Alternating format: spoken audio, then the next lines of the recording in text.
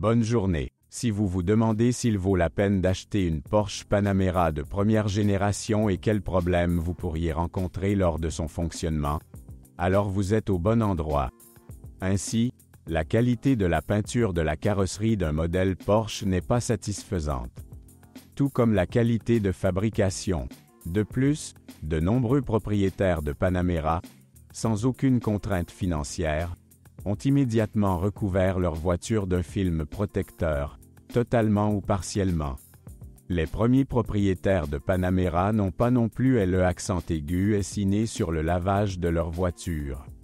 Vous ne pourrez donc pas trouver une Panamera avec des interstices de carrosserie inégaux ou des poches de corrosion sur les bas de caisse, les ailes ou sous les moulures.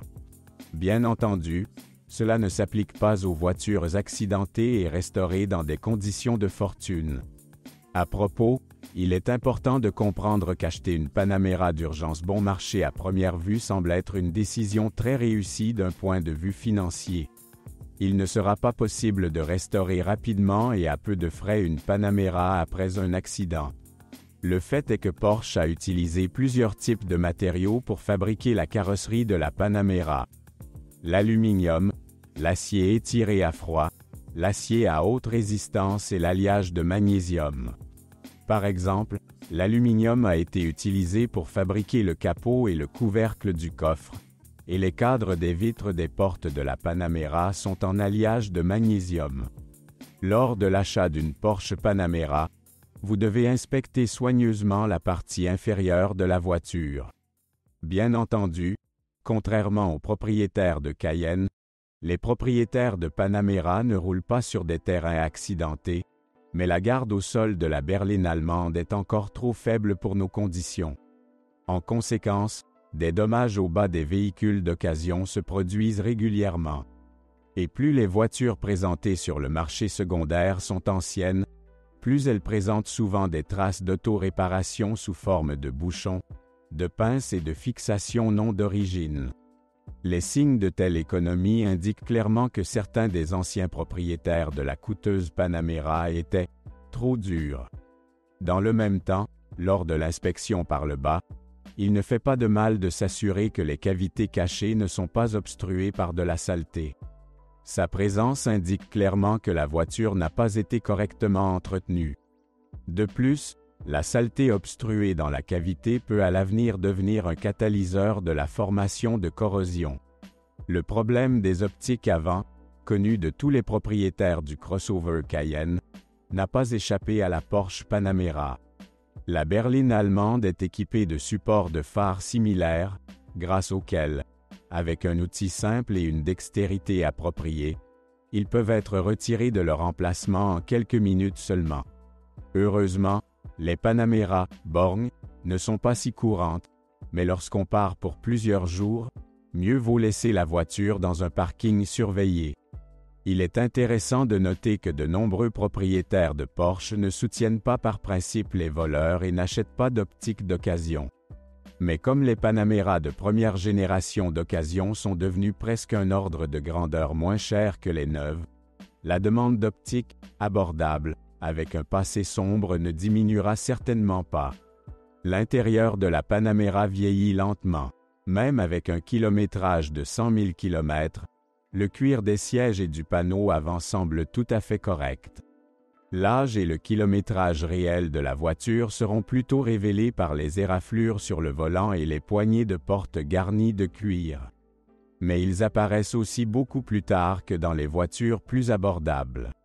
Dans les Panamera les plus anciennes avec un kilométrage très élevé, vous pouvez trouver des interrupteurs desserrés et des garnitures en aluminium rayées à l'intérieur.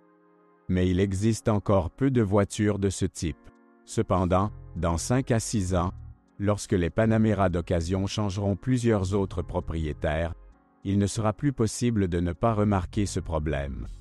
Le système électrique de la Porsche Panamera est de très haute qualité, grâce à quoi les premiers propriétaires n'ont eu pratiquement aucun problème avec celui-ci pendant les 3 à 4 premières années d'exploitation de la voiture. C'est une autre affaire s'il s'agit d'une Panamera âgée de 9 à 10 ans. Quoi qu'on en dise, l'âge fait des ravages, Il est donc nécessaire de vérifier soigneusement les performances du système de climatisation, des divers capteurs et autres systèmes électroniques. Attention particulière aux unités équipées d'un toit ouvrant électrique. Au fil des années, leur drainage se bouche progressivement, ce qui entraîne une pénétration d'humidité à l'intérieur. Les ventilateurs du système de refroidissement de la Panamera sont considérés comme relativement faibles. En milieu urbain, ils doivent travailler presque constamment, c'est pourquoi leur durée de vie dépasse rarement 5 à 6 ans. Les capteurs de stationnement peuvent tomber en panne encore plus tôt. Le générateur et de nombreux capteurs peuvent supporter environ 100 000 km. Il est important de comprendre que pour résoudre un problème apparemment insignifiant que n'importe quel électricien de garage peut gérer sur des voitures économiques, les propriétaires de Panamera devront contacter un service de marque avec une rémunération appropriée pour les spécialistes. Et les unités électroniques et le câblage eux-mêmes sont très chers, de sorte que même une petite réparation selon les normes des voitures haut de gamme peut être ruineuse. La version de base de la Porsche Panamera était équipée d'un moteur 6 cylindres d'un volume de 3,6 litres. Si la puissance modeste de 300 chevaux des voitures Porsche ne vous dérange pas, qui permet à la Panamera d'accélérer à des centaines en 8 secondes environ, autant examiner de plus près cette option. Le 6 essence est a priori moins cher à entretenir et à réparer que les anciens moteurs 8 cylindres. Même si les dépenses seront dans tous les cas très décentes, ne serait-ce que parce que le 6 cylindres est en termes techniques une version allégée du 8. Le principal avantage du modeste moteur 6 cylindres est qu'il est légèrement moins sensible aux éraflures sur les parois des cylindres. Mais seulement si vous changez régulièrement l'huile, utilisez uniquement des carburants et lubrifiants de haute qualité et suivez un certain nombre de recommandations simples. Cependant, la pratique montre que tous les propriétaires de Porsche Panamera ne sont pas prêts à au moins à ne pas allumer leur voiture jusqu'à ce que le groupe motopropulseur ait atteint la température de fonctionnement. En conséquence, il existe suffisamment de cas où même le moteur Panamera 6 cylindres a nécessité des réparations sérieuses même après un kilométrage de 50 000 à 60 000 km.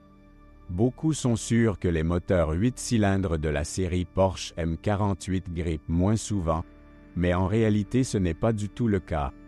Le kilométrage auquel se produisent les éraflures dans le 8 peut varier légèrement selon la série du groupe motopropulseur, mais il ne sera certainement pas possible d'éviter l'apparition complète de défauts sur les parois des cylindres. Souvent, les propriétaires eux-mêmes contribuent à la formation précoce d'éraflures. Si même les propriétaires de Panamera d'occasion n'économisent généralement pas sur l'huile moteur, pratiquement personne n'est impliqué dans l'entretien du système de refroidissement après la fin de la période de garantie. En conséquence, après plusieurs années de fonctionnement, les radiateurs du système de refroidissement se bouchent complètement, après quoi le G8, qui même dans des conditions idéales fonctionne dans un régime de température très strict, commence de temps en temps à surchauffer. De ce fait, les écarts thermiques deviennent quasiment nuls, ce qui entraîne la formation de nombreuses éraflures. En aucun cas des économies de carburant ne doivent être autorisées. De plus, l'utilisation d'essence 95 et surtout 92 de mauvaise qualité entraîne non seulement la formation de éraflures, mais réduit également considérablement la durée de vie du système d'injection directe et de la pompe à carburant, et conduit également à un étirement accéléré de la chaîne de distribution. Il existe une opinion selon laquelle les intimidateurs peuvent être identifiés par l'audition. En théorie, oui, mais pour ce faire, vous devez avoir une bonne compréhension de ce problème, et les éraflures elles-mêmes doivent être très profondes et se former dans plusieurs cylindres à la fois. Si nous parlons du stade précoce, sans équipement spécial, il ne sera pas possible de déterminer la présence d'éraflures.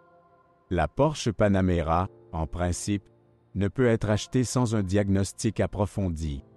Une endoscopie des cylindres du moteur doit dans tous les cas être réalisée.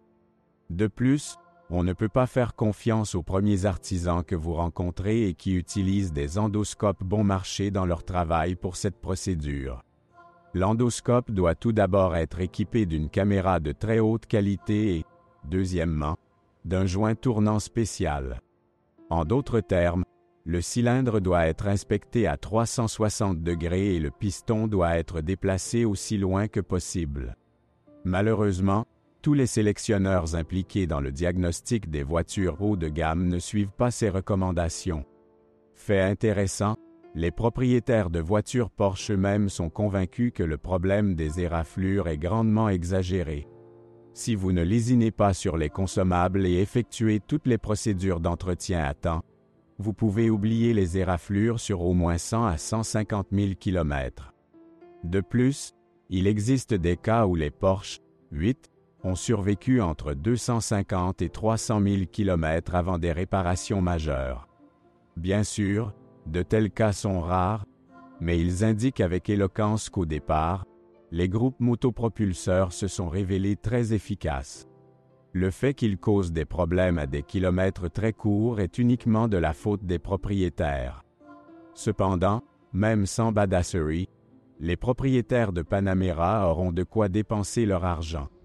Par exemple, pour remplacer les supports de groupes motopropulseurs, qui peuvent supporter en moyenne de 60 000 à 100 000 km. Le remplacement des supports supérieurs ne pose pas de gros problèmes. On ne peut pas en dire autant du remplacement des supports inférieurs. Pour ce faire, il est nécessaire de suspendre le groupe motopropulseur, ce qui n'a pas le meilleur effet sur le coût des travaux. Vous ne pouvez pas du tout compter sur un entretien bon marché pour votre Panamera. Combien coûte au moins le remplacement du filtre à air du moteur, ce qui ne peut se faire sans démonter le pare-choc avant? Les propriétaires d'une Panamera avec un kilométrage élevé seront probablement confrontés à des fuites dans les tuyaux du système de refroidissement. C'est bien si les tubes n'éclatent pas au moment le plus inopportun. Les problèmes typiques des anciennes Panamera avec un kilométrage inférieur à 200 000 km sont une turbine qui a presque épuisé sa durée de vie et une forte consommation d'huile. Si l'unité consomme environ 1 à 2 litres d'huile tous les 10 000 km, vous ne pouvez que vous réjouir. Cette consommation peut être considérée comme normale pour les moteurs Porsche. C'est une autre affaire si l'on parle d'ajouter environ 1 litre d'huile tous les 500 à 1000 km. Dans ce cas, il ne fait aucun doute qu'une réparation sérieuse du groupe motopropulseur est imminente. Quant aux turbines, elles sont généralement considérées comme fiables. Une autre chose est qu'à 150 000 à 200 000 km, ils épuisent physiquement leurs ressources.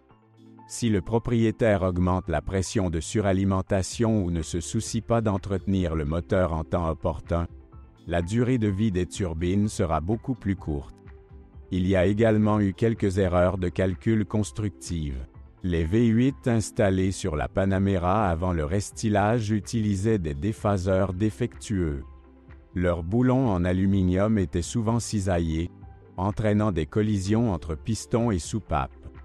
Le problème évident n'a été résolu que lorsque les ingénieurs Porsche ont commencé à utiliser des boulons en alliage de titane beaucoup plus résistants. Il est intéressant de noter que toutes les voitures équipées de déphaseurs défectueux n'ont pas été invitées chez les concessionnaires officiels Porsche dans le cadre de la campagne de rappel en cours. Nous ne pouvons donc pas exclure la possibilité que les futurs propriétaires devront résoudre les problèmes à leurs frais. Au moment de la mise en vente de la Panamera de première génération, des groupes motopropulseurs diesel étaient également installés sous le capot de Porsche. L'un d'eux, un 6 cylindres d'un volume de 3,0 litres, Panamera partagé avec le crossover Cayenne. Étonnamment, la version diesel de la Panamera peut être considérée comme la meilleure option d'achat. Premièrement, même les unités diesel de haute technologie du groupe VAG se distinguent par des équipements de carburant qui ne sont pas les plus exigeants en termes de qualité du carburant diesel. Bien entendu, vous ne devez en aucun cas verser intentionnellement du substitut dans le réservoir. Cela entraînera non seulement une usure accélérée des injecteurs de carburant, mais augmentera également la consommation de carburant. Quant aux problèmes de copeaux métalliques qui se sont formés lors de l'usure de la pompe d'injection, ils ne concernent pas le groupe diesel Panamera, puisque les ingénieurs de Volkswagen l'ont résolu en 2010. Les turbines d'un groupe motopropulseur diesel sont considérées comme très fiables. Leur durée de vie, en cas de bon fonctionnement, est d'au moins 200 000 km. Une autre chose est que de nombreux propriétaires ébrèchent également les moteurs diesel. En règle générale, ils préfèrent un style de conduite très actif. C'est pourquoi la ressource turbine est réduite plusieurs fois. Cependant, rien ne vous empêche de diagnostiquer séparément la turbine avant d'acheter une voiture. Mais même dans ce cas, il vaut la peine de se tourner exclusivement vers des professionnels capables de mesurer le boost maximum, d'estimer le temps que la turbine met à se connecter, puis d'évaluer pleinement l'état de la turbine et sa durée de vie résiduelle. Il n'y a pas lieu de s'inquiéter d'une légère buée sur le tuyau d'admission. C'est une autre affaire lorsqu'il s'agit de fuites importantes. Ils indiquent clairement une usure importante de la turbine. Naturellement, avant de vendre une voiture, ils essaient de masquer les fuites d'huile en lavant idéalement le compartiment moteur des dépôts. En conséquence, les exemplaires dotés d'un compartiment moteur parfaitement lavé doivent être vérifiés avec une attention particulière. Les problèmes typiques avec un moteur diesel de 3 litres sont des fuites dans le carter de distribution et le carter. Très souvent, les ateliers officiels Porsche proposent de remplacer les joints du couvercle.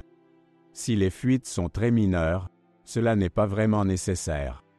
Dans la grande majorité des cas, jusqu'à un kilométrage de 170 à 200 000 km, les fuites sont totalement insignifiantes. De graves fuites se produisent à nouveau sur les moteurs en panne, qui doivent souvent fonctionner à la limite de leur capacité. Les fuites se trouvent souvent à la jonction du groupe motopropulseur et de la boîte de vitesse. Le remplacement des joints SPI actuels nécessite le démontage de la boîte de vitesse, ce qui coûte très cher. En conséquence, la plupart des propriétaires de Panamera d'occasion préfèrent ne pas faire attention à la buée et ne changer le joint d'huile que lorsque les fuites deviennent très importantes. Heureusement, cela arrive très rarement. Nos passionnés d'automobile se méfient des boîtes de vitesse robotisées. Beaucoup d'entre eux ont en effet réussi à faire leurs preuves, mais cela ne s'applique pas à la boîte de vitesse PDK à 7 rapports. Même dans les conditions de fonctionnement les plus douces, il se comporte très bien. Mais il est important de comprendre qu'en cas de problème éventuel, vous ne pouvez pas compter sur des réparations peu coûteuses. Cela est tout à fait vrai pour la transmission automatique Tiptronic S à 8 rapports, associée à un moteur diesel. Mais il est également réputé pour sa fiabilité enviable. Il existe de nombreux cas où, sur d'autres modèles du groupe, une transmission automatique a parcouru 250 à 300 000 km sans problème sérieux. La suspension pneumatique Panamera, qui permet de faire varier la garde au sol de quelques centimètres, ne peut pas être peu coûteuse à réparer par définition.